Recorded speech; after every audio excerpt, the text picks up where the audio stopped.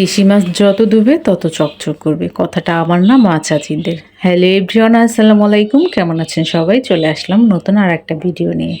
আগের দিনের মা চাচিরা বলতো দেশি মাছ যতটা ধুবে তত রূপার মতো যেন চকচক করবে। আসলে কথাটা কতটা সত্যতা এখন বুঝতে পারি।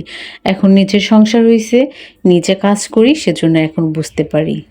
আজকের ভিডিওটি আপনারা কে কোত্থেকে দেখছেন কমেন্ট করে কিন্তু জানাতে ভুলবেন না। আর ভিডিওটি কেমন লেগেছে অবশ্যই কিন্তু জানাবেন।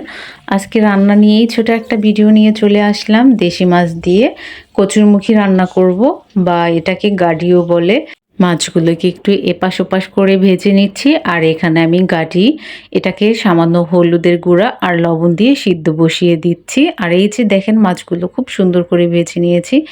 এবার এই যে একে একে মশলা দিয়ে মাছগুলো রান্না করে নিব। আপনাদের কাছে ভিডিওটা কেমন লেগেছে জানাতে কিন্তু ভুলবেন না। কাছে এবং দূরের যারা দেখবেন, দেখার শুরুতে একটা করে লাইক দিয়ে দিবেন, সাপোর্ট করে সাথে থাকবেন। অবশ্যই কিন্তু পেজটি ফলো দিয়ে দিবেন নতুন বন্ধু হয়ে থাকলে। এই যে গাটিটা আমি যেহেতু হাফ সিদ্ধ করে নিলাম, আর হাফ সিদ্ধ এই যে রান্নার মাঝে হয়ে যাবে।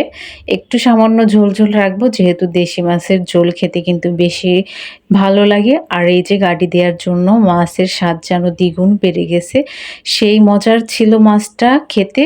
তো এই ছিল আজকের মতো ছোট একটা ভিডিও। আপনাদের ভালো লাগলে কিন্তু লাইক ফলো দিতে ভুলবেন না। আজকের মতো বিদায় নিয়ে নিচ্ছি। আল্লাহ হাফেজ।